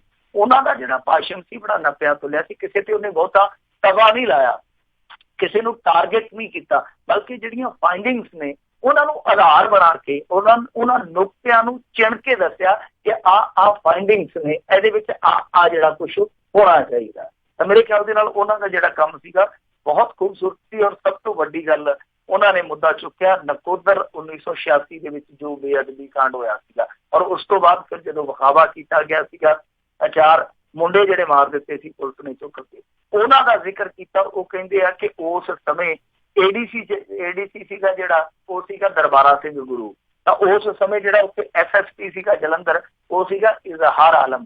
ਇਹ ਦੋਵੇਂ ਮੁੜ ਕੇ ਬਾਅਦ ਦੇ ਵਿੱਚ ਅਕਾਲੀ ਬਣੇ ਆ, ਪਰ ਇਸ ਮਾਮਲੇ ਦੇ ਵਿੱਚ ਇੱਕ ਕਮਿਸ਼ਨ ਬਣਿਆ ਸੀਗਾ ਜਸਟਿਸ ਗੁਰਨਾਮ ਸਿੰਘ ਕਮਿਸ਼ਨ, ਉਹਦੀ ਰਿਪੋਰਟ ਵੀ ਹੈ ਜਿਹੜੀ ਉਹ ਵੀ ਸੰਸਦ ਦੇ ਟੇਬਲ ਤੇ ਰੱਖੀ ਜਾਣੀ ਚਾਹੀਦੀ ਹੈ, ਅਸੈਂਬਲੀ ਦੇ ਟੇਬਲ ਤੇ ਰੱਖੀ ਜਾਣੀ ਚਾਹੀਦੀ ਹੈ। ਫਿਰ ਉਹਨਾਂ ਨੇ ਕੁਝ ਚੀਜ਼ਾਂ ਹੋਰ ਕਹੀਆਂ ਨੇ, ਖਾਸ ਤੌਰ ਤੇ ਬਹੁਤ ਖੂਬਸੂਰਤ ਉਹਨਾਂ ਨੇ ਜ਼ਿਕਰ ਕੀਤਾ ਜਿਹੜੀ ਕਿ ਮੇਰੇ ਖਿਆਲ ਦੇ ਨਾਲ ਕਦੇ ਵੀ ਅਸੀਂ ਗੱਲ ਜਿਹੜੀ ਆ ਆਮ ਤੌਰ ਤੇ ਜਿਹੜੀ ਚਰਚਾ ਹੁੰਦੀ ਨਹੀਂ ਦਿਖਾਈ ਦਿੱਤੀ। ਉਹ ਕਹਿੰਦੇ ਕਿ ਜਿਸ ਪਿੰਡ ਦੇ ਵਿੱਚ ਪੋਸਟਰ ਲੱਗੇ ਸੀਗੇ ਗੁਰੂ ਸਾਹਿਬ ਦੀ ਬੀੜ ਜਦੋਂ ਚੋਰੀ ਹੋ ਗਈ, ਤਾਂ ਕਹਿੰਦੇ ਕਿ ਜਿਸ ਪਿੰਡ ਦੇ ਵਿੱਚ ਸਰਚ ਹੋਣ ਲੱਗੀ, ਜਿਹੜਾ ਪਿੰਡ ਉਹੀ ਸੀਗਾ ਜਿੱਥੇ ਪੋਸਟਰ ਲੱਗ ਗਏ, ਤਾਂ ਉਸ ਪਿੰਡ ਦਾ ਜਿਹੜਾ ਸਰਪੰਚ ਸੀਗਾ ਅਕਾਲੀ ਸੀਗਾ ਕੋਈ ਗੁਰਕੇਤ ਸਿੰਘ ਢਿੱਲੋਂ, ਤਾਂ ਉਹਨੇ ਸਰਚ ਨਹੀਂ ਸੀ ਹੋਣ ਦਿੱਤੀ। ਕਹਿੰਦਾ ਕਿ ਇਸ ਤੋਂ ਵੱਡਾ ਸਬੂਤ ਕੀ ਹੋਏਗਾ, ਕਿਉਂਕਿ ਕਿਹੜਾ ਬੰਦਾ ਸੀਗਾ ਜਿਹੜਾ ਇਹ ਕੁਛ ਕਰਵਾ ਰਿਹਾ ਸੀਗਾ ਜਾਂ ਜਿਹੜਾ ਕੁਛ ਇਹ ਚਾਹੁੰਦਾ ਸੀਗਾ। ਹੋਰ ਵੀ ਕੁਝ ਚੀਜ਼ਾਂ ਜਿਹੜੀਆਂ ਨੇ ਉਹ ਉਹਨਾਂ ਨੇ ਉੱਥੇ ਕਹੀਆਂ, ਪਰ ਬਹੁਤ ਲੰਮਾ ਸੀ ਭਾਸ਼ਣ ਉਹਨਾਂ ਦਾ, ਤਕਰੀਬਨ 25-26 ਮਿੰਟ ਦਾ ਸੀਗਾ। ਪਰ ਜਿਸ ਤਰੀਕੇ ਦਾ ਸੀਗਾ ਉਹ ਭਾਸ਼ਣ ਸ਼ਾਨਦਾਰ ਸੀਗਾ। ਤਾਂ ਮੈਨੂੰ ਦੂਸਰਾ ਸਭ ਤੋਂ ਵਧੀਆ ਭਾਸ਼ਣ ਲੱਗਾ ਤ੍ਰਿਪਤ ਰਜਿੰਦਰ ਸਿੰਘ ਬਾਜਵਾ ਦਾ। ਇਹ ਹਾਲਾਂਕਿ ਮੈਨੂੰ ਲੱਗਾ, ਹੋ ਸਕਦਾ ਦੂਸਰਿਆਂ ਨੂੰ ਜਾਂ ਤੁਹਾਨੂੰ ਆ ਜਿਹੜਾ ਕੋਈ ਕਿਸੇ ਹੋਰ ਦਾ ਵਧੀਆ ਲੱਗਾ ਹੋਵੇ। ਤਾਂ ਤ੍ਰਿਪਤ ਰਜਿੰਦਰ ਸਿੰਘ ਬਾਜਵਾ ਨੇ ਸਭ ਤੋਂ ਵੱਡੀ ਜਿਹੜੀ ਚੀਜ਼ ਕਹੀ, ਔਰ ਮੈਂ ਕਹੂੰ ਦਲੇਰਾਨਾ, ਜਿਹੜੀ ਕਹਿਣ ਤੋਂ ਆਮ ਤੌਰ ਤੇ ਮੇਰੇ ਖਿਆਲ ਦੇ ਨਾਲ ਕੈਪਟਨ ਵਰਗੇ ਵੀ ਡਰਦੇ ਆ, ਉਹ ਇਹ ਸੀ ਸਿੱਧੇ ਤੌਰ ਤੇ ਕਹਿਣਾ ਕਿ ਸੁਮੇਧ ਸਿੰਘ ਸੈਣੀ ਹੈ ਜਿਹੜਾ ਉਹ ਕੱਟ ਲਿਆ। ਔਰ ਉਸ ਬੰਦੇ ਨੇ ਫਿਰ ਸਿੱਧੇ ਤੌਰ ਤੇ ਕੋਟ ਕਰ ਕਰਕੇ ਘਟਨਾਵਾਂ ਕਹੀਆਂ ਨੇ, ਜਿੱਦਾਂ ਉਹਦੇ ਤੌਰ ਤੇ ਉਹਨੇ ਸਪੀਕਰ ਨੂੰ ਸੰਬੋਧਨ ਕਰਕੇ ਕਿਹਾ, ਕਹਿੰਦਾ ਜੀ ਸਪੀਕਰ ਸਾਹਿਬ, ਤੁਹਾਡੇ ਸ਼ਹਿਰ ਦੇ ਰੋਪੜ ਦੇ ਮਨੁੱਖੀ ਅਧਿਕਾਰਾਂ ਦੇ ਕਾਰਕੁਨ ਕੁਲਵੰਤ ਸਿੰਘ ਦਾ ਟੱਬਰ ਇਹਨੇ ਮਾਰਿਆ, ਔਰ ਦੋਵਾਂ ਜੀਆਂ ਨੂੰ ਤੇ ਮਾਰਿਆ 4 ਮਹੀਨਿਆਂ ਦਾ ਬੱਚਾ ਸੀਗਾ, ਉਹਨੂੰ ਵੀ ਖਪਾ ਦਿੱਤਾ ਗਿਆ। ਫਿਰ ਅਗਲਾ ਉਹਨਾਂ ਨੇ ਘਟਨਾਕ੍ਰਮ ਸੁਣਾਇਆ, ਉਹ ਕਹਿੰਦੇ ਕਿ ਜਟਾਣਾ ਪਰਿਵਾਰ ਨੂੰ ਜਿਉਂਦਿਆਂ ਸਾੜਿਆ ਸੀਗਾ, ਔਰ ਉਹਦੇ ਵਿੱਚ ਛੋਟੇ ਬੱਚੇ ਤੋਂ ਲੈ ਕੇ ਇੱਕ ਬਿਰਧ ਆਦਮੀ ਸੀਗਾ, ਉਹਨਾਂ ਸਾਰਿਆਂ ਨੂੰ ਜਿੰਦਾ ਜਲਾ ਦਿੱਤਾ ਗਿਆ। ਤੇ ਕਹਿੰਦੇ ਕਿ ਇਹੋ ਜਿਹੀ ਘਟਨਾ ਸ਼ਾਇਦ ਮੁਗਲ ਕਾਲ ਦੇ ਵਿੱਚ ਵੀ ਨਹੀਂ ਸੀ ਵਾਪਰੀ, ਜਿਹੜੀ ਇਹਨਾਂ ਦੇ ਸਮੇਂ ਵਾਪਰੀ ਹੈ। ਫਿਰ ਉਹਨਾਂ ਨੇ ਜ਼ਿਕਰ ਕੀਤਾ ਸੈਣੀ ਮੋਟਰਸ ਦਾ, ਜਿਹੜਾ ਕਿ ਇਹਨਾਂ ਦੇ ਰਿਸ਼ਤੇਦਾਰੀ ਦੇ ਵਿੱਚੋਂ ਹੀ ਸੀਗਾ। ਫਿਰ ਮੁੜ ਕੇ ਜਦੋਂ ਵਿਗਾੜ ਪਿਆ, ਉਹ ਕਹਿੰਦੇ ਆ ਕਿ ਇਹਨਾਂ ਸੈਣੀ ਮੋਟਰਸ ਦੇ 2 ਬ੍ਰਦਰਸ ਨੂੰ ਇੱਕ ਇਹਨਾਂ ਦੇ ਡਰਾਈਵਰ ਦੇ ਨਾਲ ਹਾਈ ਕੋਰਟ ਤੋਂ ਚੁੱਕਿਆ ਗਿਆ ਸੀਗਾ, ਤੇ ਅੱਜ ਤੱਕ ਇਹ ਬੰਦੇ ਨਹੀਂ ਲੱਭੇ। ਤੇ ਸਿੱਧੇ ਤੌਰ ਤੇ ਉਹ ਪਰਿਵਾਰ ਹੈ ਜਿਹੜਾ ਉਹ ਇਹਦੇ ਤੇ ਦੋਸ਼ ਲਾਉਂਦਾ। ਫਿਰ ਅੱਗੇ ਉਹਨੇ ਗੱਲ ਕਹੀ, ਉਹ ਕਹਿੰਦਾ ਕਿ ਦੇਖੋ, ਮੈਂ ਜਦੋਂ ਅੱਜ ਇਹ ਮੁੱਦੇ ਚੁੱਕਣੇ ਸੀ, ਖਾਸ ਤੌਰ ਤੇ ਸੁਮੇਧ ਸੈਣੀ ਦੇ ਸਾਰੇ ਕੰਮ ਮੈਂ ਗਿਣਾਉਣੇ ਸੀ, ਤੇ ਮੈਨੂੰ ਰੋਕਿਆ ਗਿਆ ਕਿ ਉਹ ਬੰਦਾ ਬਹੁਤ ਗਲਤ ਆ, ਤੇਰੀ ਜਾਨ ਨੂੰ, ਤੇਰੇ ਟੱਬਰ ਨੂੰ ਖਤਰਾ ਹੋ ਸਕਦਾ, ਬੋਲੀ ਨਾ। ਤਾਂ ਉਹ ਕਹਿੰਦਾ ਕਿ ਮੈਂ ਉਹਨਾਂ ਨੂੰ ਕਿਹਾ ਕਿ ਨਹੀਂ, ਮੈਂ ਬੋਲੂੰਗਾ, ਚਾਹੇ ਮੈਂ ਮਰ ਜਾਵਾਂ, ਚਾਹੇ ਮੇਰੇ ਪਰਿਵਾਰ ਦਾ ਨੁਕਸਾਨ ਹੋ ਜਾਵੇ, ਮੈਂ ਬੋਲੂੰਗਾ। ਔਰ ਉਹਨੇ ਨਾਲ ਕਿਹਾ ਕਿ ਦੇਖੋ, ਜੇ ਸੁਮੇਧ ਸੈਣੀ ਨੂੰ ਅਸੀਂ ਫੜ ਕੇ ਅੰਦਰ ਨਾ ਕੀਤਾ, ਤੇ ਫਿਰ ਮੈਂ ਜਿਹੜੀ ਆ ਵਜ਼ੀਰੀ ਆ, ਉਹ ਫਿਰ ਮੈਂ ਵਜ਼ੀਰੀ ਦਾ ਕੀ ਕਰਨਾ, ਮੈਂ ਛੱਡ ਦੂੰਗਾ। ਉਹਨੇ ਇਹ ਗੱਲ ਜਿਹੜੀ ਆ ਉਹ ਅਸੈਂਬਲੀ 'ਚ ਖੜ ਕੇ ਕਹੀ ਆ। ਤੇ ਦੂਜੀ ਗੱਲ ਉਹਨੇ ਕਹੀ, ਕਹਿੰਦਾ ਕਿ ਸਾਨੂੰ ਕਿਤੇ ਨਾ ਕਿਤੇ ਵੀ ਡਰ ਰਹਿੰਦਾ ਕਿ ਜੇ ਸੁਮੇਧ ਸੈਣੀ ਦੇ ਉਲਟ ਬੋਲਾਂਗੇ ਤੇ ਇੱਕ ਵਰਗ ਵਿਸ਼ੇਸ਼ ਹੈ, ਜਿਹੜਾ ਵਰਗ ਵਿਸ਼ੇਸ਼ ਤੋਂ ਭਾਵ ਹੈ ਕਿ ਹਿੰਦੂ ਵੋਟ ਬੈਂਕ ਹੈ, ਤਾਂ ਉਹ ਸਾਡੇ ਨਾਲ ਨਾਰਾਜ਼ ਹੋ ਜਾਊ। ਤਾਂ ਫਿਰ ਉਹਨੇ ਚੁਣ ਕੇ ਗੱਲਾਂ ਕੁਛ ਕਹੀਆਂ। ਉਹ ਕਹਿੰਦਾ ਕਿ ਫਲਾਣੇ ਥਾਣੇ ਦੇ ਵਿੱਚ ਸਾਹਮਣੇ ਬਹਿ ਕੇ ਇਸ ਬੰਦੇ ਨੇ ਕੁਕਰਮ ਕਰਵਾਏ ਸੀਗੇ ਔਰਤਾਂ ਦੇ ਨਾਲ, ਤੇ ਫਿਰ ਉਹਨੇ ਨਾਂ ਦੱਸੇ ਕਿ ਇਹ ਔਰਤਾਂ ਹਿੰਦੂ ਸਨ ਜਿਨ੍ਹਾਂ ਦੇ ਨਾਲ ਇਹ ਜ਼ਿਆਦਤੀ ਹੋਈ ਥਾਣੇ ਦੇ ਵਿੱਚ। ਫਿਰ ਅੱਗੇ ਸੈਣੀ ਮੋਟਰਸ ਦਾ ਵੀ ਜ਼ਿਕਰ ਕੀਤਾ ਕਿ ਇਹ ਵੀ ਇਸੇ ਕਮਿਊਨਿਟੀ ਦੇ ਬਿਲੋਂਗ ਕਰਦੇ ਸਨ, ਜਿਨ੍ਹਾਂ ਨੂੰ ਇੰਨਾ ਜ਼ਿਆਦਾ ਜ਼ੁਲਮ ਜਿਹੜਾ ਸਫਰ ਕਰਨਾ ਪਿਆ। ਤੇ ਦੂਜੀਆਂ ਚੀਜ਼ਾਂ ਉਹਨਾਂ ਨੇ ਗਿਣਾਈਆਂ। ਉਹ ਕਹਿੰਦੇ ਕਿ ਇਸ ਬੰਦੇ ਦੇ ਅੱਗੇ ਅਦਾਲਤਾਂ ਵੀ ਬੇਵਸ ਆ, ਪਰ ਅਸੀਂ ਬੇਵਸ ਨਹੀਂ ਹੋ ਸਕਦੇ, ਸੋ ਇਹਨਾਂ ਅਫਸਰਾਂ ਨੂੰ ਸੈਣੀ ਫੜ ਕੇ ਲਿਆਉਣਾ ਪਊਗਾ, ਨਹੀਂ ਤੇ ਇਹਨਾਂ ਅਫਸਰਾਂ ਦੀ ਖੈਰ ਨਹੀਂ ਹੈ। ਕੁਝ ਗੱਲਾਂ ਉਹਨਾਂ ਨੇ ਹੋਰ ਵੀ ਕਹੀਆਂ ਨੇ। ਉਹ ਕਹਿੰਦੇ ਆ ਕਿ ਇਹਨਾਂ ਨੇ ਜੋੜਾ ਸਿੰਘ ਕਮਿਸ਼ਨ ਬਣਾਇਆ ਸੀ, ਬਾਅਦ ਚ ਜਿਹਨੂੰ ਇਹਨਾਂ ਨੇ ਜ਼ੀਰੋ ਸਿੰਘ ਕਮਿਸ਼ਨ ਬਣਾ ਦਿੱਤਾ। ਜ਼ੀਰੋ ਸਿੰਘ ਤੋਂ ਭਾਵੇਂ ਸੀਗਾ ਕਿ ਜਦੋਂ ਉਹ ਰਿਪੋਰਟ ਦੇਣ ਗਿਆ ਵਿਚਾਰਾ ਕਮਿਸ਼ਨ, ਤਾਂ ਪਹਿਲਾਂ ਤੇ ਕਹਿੰਦੇ ਕਿ ਚਪਰਾਸੀ ਲੈਵਲ ਦਾ ਇੱਕ ਬੰਦਾ ਖਿਲਾਰ ਦਿੱਤਾ, ਤੇ ਫਿਰ ਇੱਕ ਕਲਰਕ ਲੈਵਲ ਦਾ ਬੰਦਾ ਖਿਲਾਰ ਦਿੱਤਾ। ਤਾਂ ਉਹਨਾਂ ਦਾ ਕਹਿਣ ਦਾ ਭਾਵ ਸੀਗਾ ਕਿ ਜੋੜਾ ਸਿੰਘ ਕਮਿਸ਼ਨ ਇਹਨਾਂ ਨੇ ਮੁੜ ਕੇ ਜ਼ੀਰੋ ਸਿੰਘ ਕਮਿਸ਼ਨ ਬਣਾ ਦਿੱਤਾ। ਫਿਰ ਵੀ ਉਹ ਕਹਿੰਦੇ ਕਿ ਜੋੜਾ ਸਿੰਘ ਕਮਿਸ਼ਨ ਦੀਆਂ ਜਿਹੜੀਆਂ ਫਾਈਂਡਿੰਗ ਸੀਗੀਆਂ ਉਹ ਵੀ ਇਹਨਾਂ ਦੇ ਖਿਲਾਫ ਸੀਗੀਆਂ। ਉਹ ਕਹਿੰਦੇ ਕਿ ਹੁਣ ਇਹ ਕਹਿੰਦੇ ਕਿ ਸੁਪਰੀਮ ਕੋਰਟ ਦਾ ਜੱਜ ਬਿਠਾ ਦਿਓ, ਤੇ ਕਹਿੰਦੇ ਜੇ ਉਸ ਜੱਜ ਨੇ ਵੀ ਦੋਸ਼ੀ ਕਰਾਰ ਦਿੱਤਾ ਫਿਰ ਕੀ ਕਰੋਗੇ? ਤੇ ਫਿਰ ਉੱਥੇ ਸ਼ੇਰ ਸੁੱਟ ਦਿੱਤਾ, ਚਲਾ ਕੇ ਮਾਰਿਆ। ਰਜਿੰਦਰ ਸਿੰਘ ਬਾਜਵਾ ਨੇ ਕਹਿੰਦਾ घबरा कर कहते हो कि मर जाएंगे, मरकर भी कहना आया तो किधर जाओगे। कहना कि जो सुप्रीम कोर्ट के जज ने भी ਤੁਹਾਨੂੰ ਦੋਸ਼ੀ करार दे ਦਿੱਤਾ ਤੇ फिर की करोगे। ਹੁਣ ਤੇ ਚਲੋ ਇੱਕ ਭਰਮ ਜਿਹਾ ਪਾਲਿਆ ਹੋਇਆ ਤੁਸੀਂ। ਫਿਰ ਕਾਫੀ ਉਹਨਾਂ ਨੇ ਫਿਰ ਅੱਗੇ ਸ਼ਹਿਰੋ ਸ਼ਾਇਰੀ ਕੀਤੀ ਆ।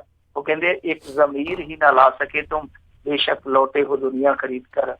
ਤੇ ਫਿਰ ਅਕਾਲੀਆਂ ਤੇ ਇੱਕ ਟੀਕਾ ਟਿੱਪਣੀ ਵੀ ਕੀਤੀ कि इन चिरागों में तेल ही कम था, हवाओं से गिला क्या करें। तो इस तरह की शहरो शायरी भी हुई आ।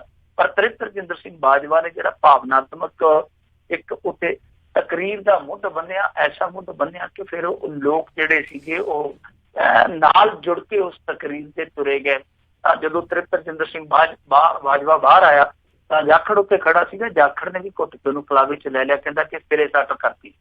ਇਹਦਾ ਮਤਲਬ ਆ ਕਿ ਜਾਖੜ ਨੇ ਵੀ ਬਹੁਤ ਦੇ ਨਾਲ ਉਹ ਭਾਸ਼ਣ ਸੁਣਿਆ। ਭਾਸ਼ਣ ਦੇ ਵਿੱਚ ਜਜ਼ਬਾਤ ਬਹੁਤ ਸਨ, ਸ਼ਹਿਰੋ ਸ਼ਾਇਰੀ ਬਹੁਤ ਸੀਗੀ, ਪਰ ਸਭ ਤੋਂ ਵੱਡੀ ਚੀਜ਼ ਇਹ ਆ ਕਿ ਸੁਮੇਧ ਸਿੰਘ ਸੈਣੀ ਦੇ ਖਿਲਾਫ ਅੱਜ ਤੱਕ ਐਡਾ ਮੁਖਰ ਹੋ ਕੇ, ਐਡਾ ਖੁੱਲ ਕੇ ਕੋਈ ਬੰਦਾ ਨਹੀਂ ਸੀ ਬੋਲਿਆ। ਫਿਰ ਵਾਰੀ ਆਈ ਹਰਪਾਲ ਸਿੰਘ ਚੀਮਾ ਦੀ। ਹਰਪਾਲ ਸਿੰਘ ਚੀਮਾ ਜਿਹੜੇ ਉਹ ਬਸ ਥੈਂਕ ਯੂ ਉਹਦਾ ਵੀ ਸਾਰਾ, ਤੁਹਾਡਾ ਵੀ ਧੰਨਵਾਦ। ਬਸ 2-3 ਮਿੰਟ ਤੇ ਧੰਨਵਾਦ ਹੀ ਕਰਕੇ ਆ। ਬਸ ਇੱਕ ਉਹਨਾਂ ਨੇ ਮਤਾ ਪੜਿਆ, ਯਾਨੀ ਉਹਨਾਂ ਨੂੰ ਸ਼ਾਇਦ ਰੋਟੀ ਖਾਣ ਦੀ ਕਾਹਲੀ ਸੀ, ਦਵਾ ਕੰਮ ਨਿਬੇੜ ਦਿੱਤਾ। ਪਤਾ ਨਹੀਂ ਉਹਨਾਂ ਦੇ ਕੋਲ ਸਮਾਂ ਘੱਟ ਸੀਗਾ। ਪਰ ਮੁੱਖ ਵਿਰੋਧੀ ਧਿਰ ਦਾ ਆਗੂ ਹੋਣਾ ਔਰ ਐਡਾ ਕਾਹਲੀ ਕਾਹਲੀ ਨਿਬੇੜ ਦੇਣਾ, ਮਤਲਬ ਕਿ ਸਪੀਕਰ ਵੀ ਹਾਲੇ ਸ਼ਾਇਦ ਇੰਨਾ ਕਾਹਲਾ ਨਹੀਂ ਸੀਗਾ ਉਹਨਾਂ ਨੂੰ ਬਿਠਾਉਣ ਲਈ, ਜਿੰਨੀ ਕਾਹਲੀ ਉਹਨਾਂ ਨੂੰ ਨਜ਼ਰ ਆਈ ਕਿ ਬੈਠ ਜਾਈ। ਉਹ ਵੈਸੇ ਤੇ ਉਹ ਵਧੀਆ ਢੰਗ ਨਾਲ ਬੋਲੇ, ਐਸੀ ਗੱਲ ਨਹੀਂ ਹੈ ਕਿ ਉਹਨਾਂ ਨੂੰ ਬੋਲਣਾ ਨਹੀਂ ਆਇਆ, ਪਰ ਜੋ ਇੱਕ ਅੰਦਾਜ਼ੇ ਬਿਆਨ ਹੋਣਾ ਚਾਹੀਦਾ ਮੁੱਖ ਵਿਰੋਧੀ ਧਿਰ ਦੇ ਆਗੂ ਦਾ, ਉਹ ਨਜ਼ਰ ਨਹੀਂ ਆਇਆ। ਯਾਨੀ ਮੇਲਾ ਲੁੱਟ ਕੇ ਲੈ ਗਏ ਕਮਰ ਸੰਧੂ। ਵੈਸੇ ਤੇ ਸੁਖਪਾਲ ਖਹਿਰੇ ਤੇ ਉਮੀਦ ਹੁੰਦੀ ਹੈ, ਪਰ ਅੱਜ ਦਾ ਮੇਲਾ ਜਿਹੜਾ ਨਾ ਉਹ ਲੁੱਟ ਕੇ ਲੈ ਗਏ ਤ੍ਰਿਪਤ ਰਜਿੰਦਰ ਸਿੰਘ ਬਾਜਵਾ ਤੇ ਕਮਰ ਸੰਧੂ। ਖੈਰ ਫਿਰ ਵਾਰੀ ਆਈ ਅਖੀਰ ਤੇ ਕੈਪਟਨ ਅਮਰਿੰਦਰ ਸਿੰਘ ਦੀ। ਕੈਪਟਨ ਅਮਰਿੰਦਰ ਸਿੰਘ ਕਹਿੰਦਾ ਕਿ ਬਾਦਲ ਤਾਂ ਜਨਮ ਦਿਨ ਦਾ ਵੀ ਝੂਠ ਬੋਲ ਦਿੰਦਾ ਤੇ ਹੈ ਹੀ ਝੂਠਾ, ਔਰ ਨਾਲ ਉਹਨੇ ਕਿਹਾ ਕਿ ਕਾਇਰ ਆ ਜਿਨ੍ਹਾਂ ਨੇ ਆਪਣੇ ਜਵਾਬ ਜਿਹੜੇ ਆ ਉਹ ਬਾਹਰ ਭੇਜ ਦਿੱਤੇ ਸਨ ਜਦੋਂ ਔਖਾ ਵੇਲਾ ਸੀਗਾ। ਫਿਰ ਉਹਨਾਂ ਨੇ ਇੱਕ ਹੋਰ ਬੜੀ ਤਕੜੀ ਗੱਲ ਕਹੀ, ਉਹ ਕਹਿੰਦੇ ਕਿ ਇੰਦਰਾ ਗਾਂਧੀ ਨਾਲ ਲਗਾਤਾਰ 3 ਟੀਮਾਂ ਗੱਲਬਾਤ ਕਰ ਰਹੀਆਂ ਸਨ ਉਹਨਾਂ ਦਿਨਾਂ ਦੇ ਵਿੱਚ। ਤਾਂ ਉਹਨਾਂ 3 ਟੀਮਾਂ ਦਾ ਕੰਮ ਇਹ ਸੀਗਾ ਕਿ ਕਿਸੇ ਤਰੀਕੇ ਨਾਲ ਪੰਜਾਬ ਦੇ ਇਹਨਾਂ ਆਗੂਆਂ ਦਾ ਸਮਝੌਤਾ ਕਰਾ ਦਿੱਤਾ ਜਾਵੇ। ਉਹ ਕਹਿੰਦੇ ਕਿ ਅਸੀਂ ਵਾਰ-ਵਾਰ ਸਮਝੌਤਾ ਕਰਵਾ ਵੀ ਦਿੰਦੇ ਸਾਂ, ਪਰ ਪ੍ਰਕਾਸ਼ ਸਿੰਘ ਬਾਦਲ ਸੀਗਾ ਕਿ ਹਰੇਕ ਗੱਲ ਤੋਂ ਭੱਜ ਜਾਂਦਾ ਔਰ ਆਪ ਭੱਜ ਜਾਂਦਾ ਸੀਗਾ, ਦੂਜਿਆਂ ਨੂੰ ਫਸਾ ਜਾਂਦਾ ਸੀਗਾ। ਫਿਰ ਮਜੀਠੀਏ ਬਾਰੇ ਉਹਨੇ ਕਿਹਾ, ਕਹਿੰਦਾ ਕਿ ਪਰਿਵਾਰ ਇਹਨਾਂ ਦਾ ਬਹੁਤ ਵਧੀਆ ਸੀਗਾ। ਉਹਨੇ ਹਿਸਟਰੀ ਵੀ ਜੋੜੀ ਕਿ ਫਲਾਂ ਬੰਦੇ ਨਾਲ ਇਹਨਾਂ ਦਾ ਜੁੜਾਵ ਸੀ, ਫਲਾਣੇ ਬੰਦੇ ਦੇ ਨਾਲ ਇਹਨਾਂ ਦਾ ਪਿਛੋਕੜ ਜੁੜਦਾ। ਪਰ ਅਖੀਰ ਤੇ ਕਹਿੰਦਾ ਕਿ ਮਜੀਠੀਆ ਪਤਾ ਨਹੀਂ ਕਿੱਥੋਂ ਜੰਮ ਪਿਆ। ਕਹਿੰਦਾ ਕਿ ਇਹਦੀ ਫੈਮਿਲੀ ਵਾਲਾ ਕੋਈ ਵੀ ਕਰੈਕਟਰ ਹੈ ਜਿਹੜਾ ਉਹ ਇਹਦੇ ਕਰੈਕਟਰ ਦੇ ਨਾਲ ਮਿਲਾਨ ਨਹੀਂ ਕਰਦਾ। ਇਹਨਾਂ ਵਿੱਚ ਹੋਰ ਹੀ ਕੋਈ ਕੰਬੀਨੇਸ਼ਨ ਜਿਹਾ ਬਣਿਆ ਪਿਆ। ਅਖੀਰ ਦੇ ਵਿੱਚ ਫਿਰ ਉਹਨਾਂ ਨੇ ਐਲਾਨ ਕਰ ਦਿੱਤਾ। ਐਲਾਨ ਕੀ ਸੀਗਾ ਕਿ ਇੱਕ ਮਤਾ ਐਂਡ ਦੇ ਵਿੱਚ ਜਿਹੜਾ ਸੀ ਤ੍ਰਿਪਤ ਰਜਿੰਦਰ ਸਿੰਘ ਬਾਜਵਾ ਨੇ ਪੜ੍ਹਿਆ।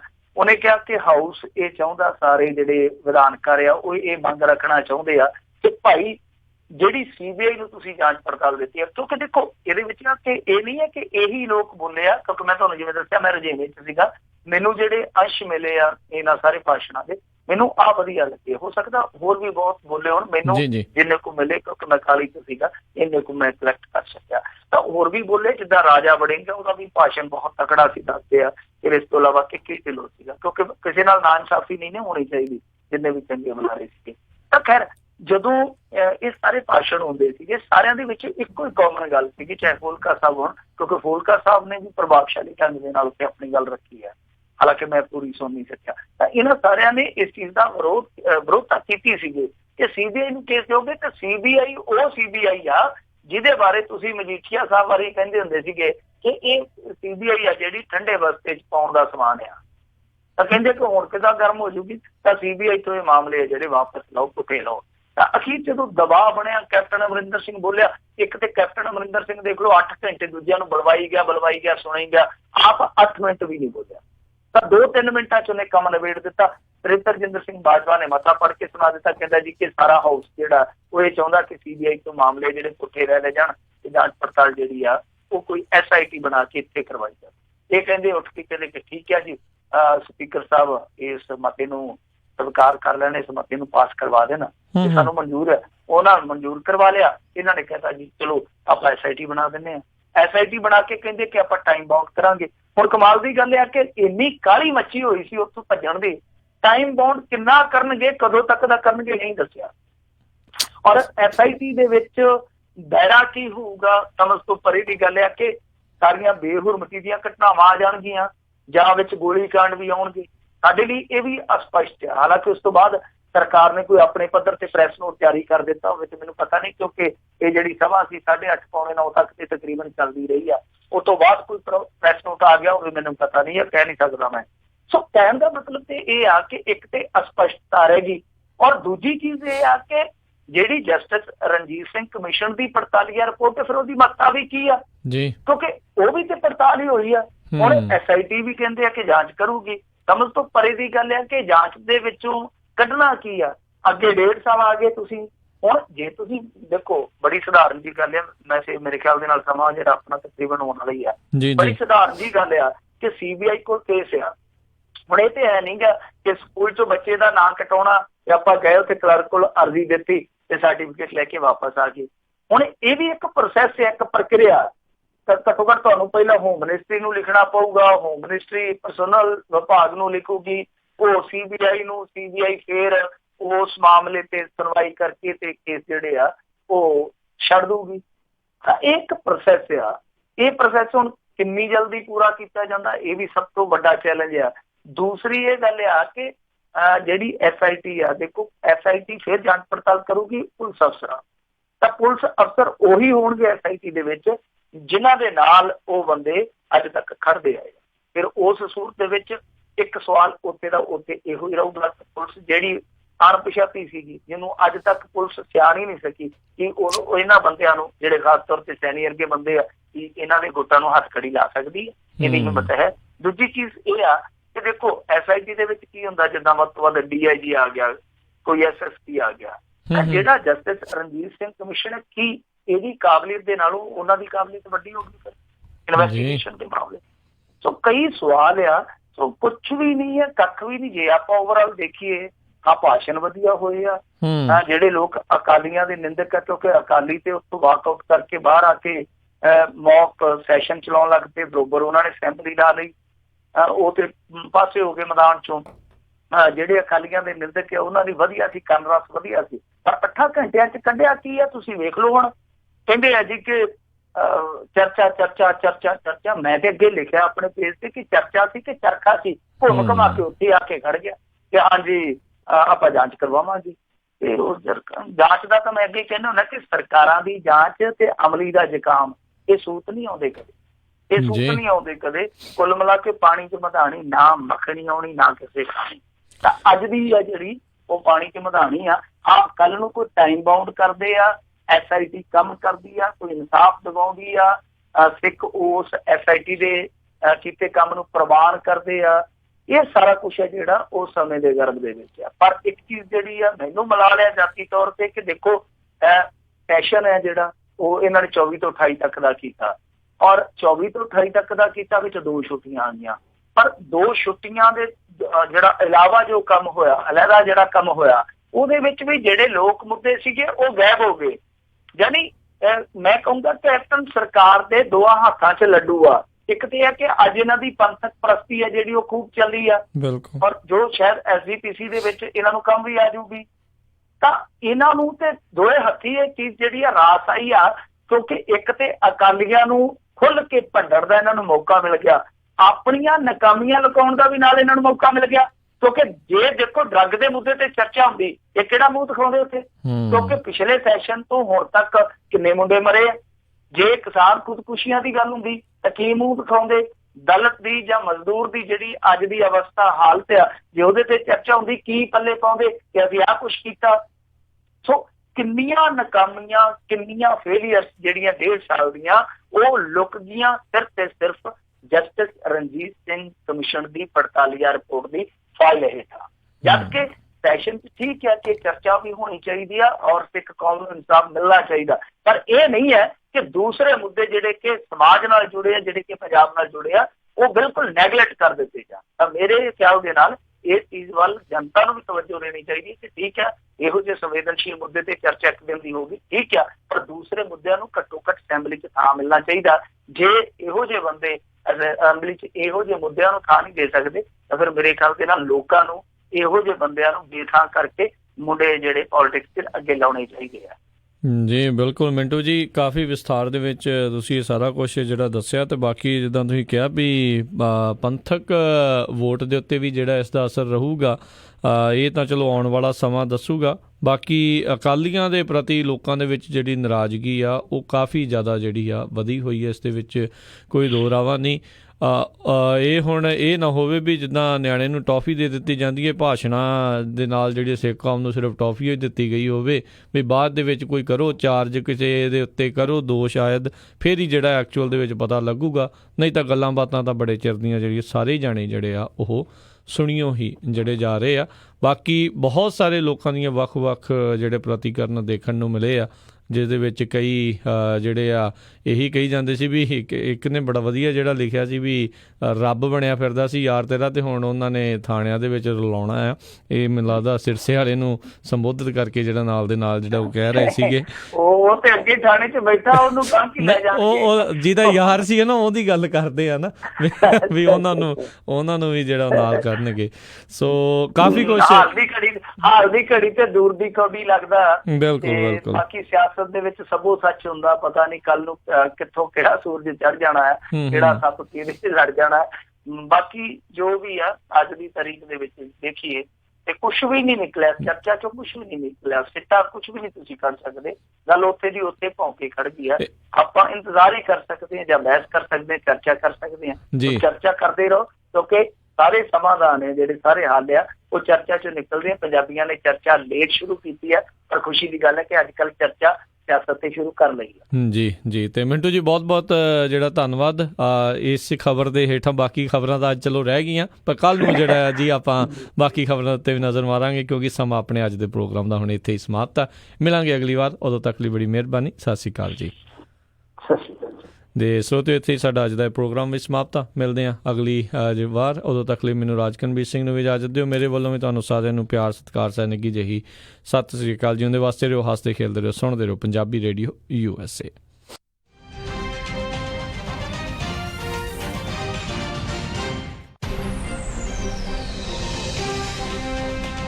ਤੁਸੀਂ ਸੁਣ ਰਹੇ ਹੋ Punjabi radio USA KOBO university 1450 AM KI